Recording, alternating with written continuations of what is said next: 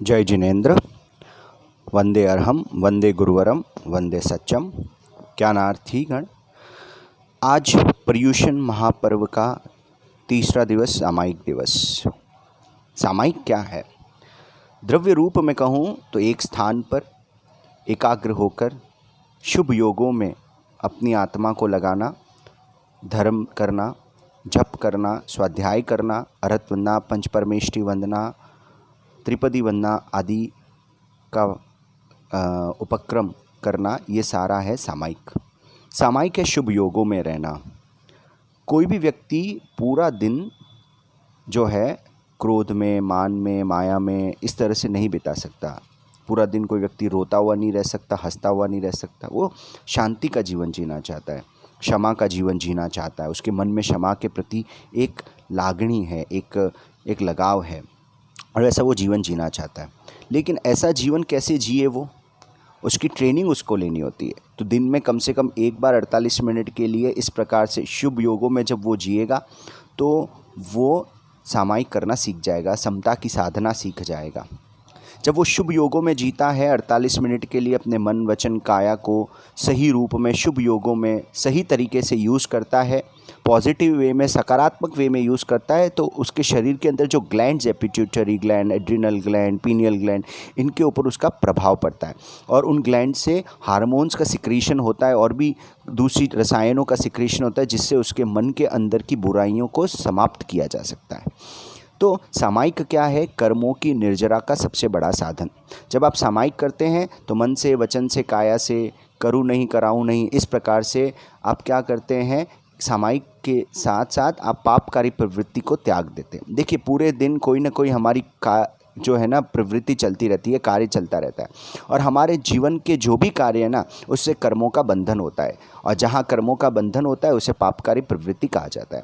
तो 48 मिनट के लिए हमने क्या किया कि हमने सांसारिक कार्यों को छोड़ दिया, त्याग दिया और 48 मिनट के लिए हम अपने आप में, अपने स्वभाव में जीने की कोशिश कर रहे हैं, अपनी आत्मा को शुभ योगों में ले जाने की कोशिश कर रहे हैं, मन को, शरीर को शिथिल करके रिलैक्स करने की कोशिश कर रहे हैं।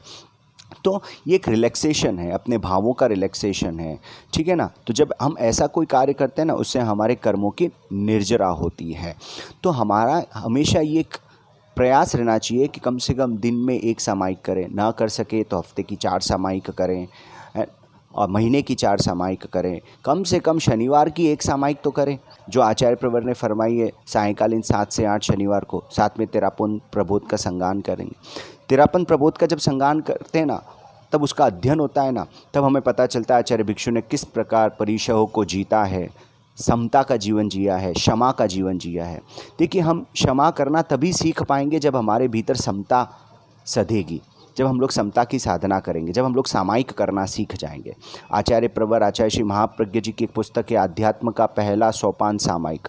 हो सके उस पुस्तक का, उस किताब का भी आप रीडिंग करें और उससे अच्छी अच्छी चीज़ें समझने की, सीखने की कोशिश करें।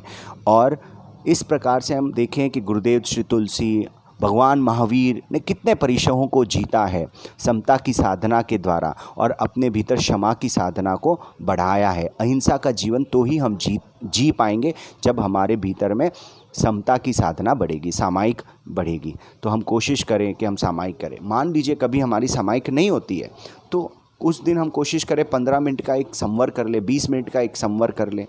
तो जितना हम लोग संवर करेंगे ना, हमारी पापकारी प्रवृत्ति रुक जाएगी और उस संवर के दौरान और उस सामायिक के दौरान, है ना, क्या होगा? हम शुभ योग में भी रहेंगे। तो एक प्रकार पहले संवर किया, त्याग किया, तो क्या हो गया कि कर्म बंधने बंद हो गए और जब हम लोग शुभ योग में जी रहे हैं तो कर्मों की निर्जरा हो रही है। इस प्रकार से हम ज़्यादा से ज़्यादा समय समता में बिता पाएंगे, समता की साधना कर पाएंगे और हमारे जीवन में, हमारे व्यवहार में भी हम शुभ भावों में रहते हुए सकारात्मक चिंतन के साथ हम अपने जीवन में भी ऊंची ऊंचाइयों को पा सकेंगे और सभी कार्यों को अच्छे से अच्छे कर पाएंगे। कठिन से कठिन समय को अच्छे से अच्छे समता के भाव में जी पाएंगे, शांति से जी पाएंगे और हमारी आत्मा को शुद्ध, पवित्र कर पाएंगे। इन्हीं मंगल भावना के साथ ओम अरहम।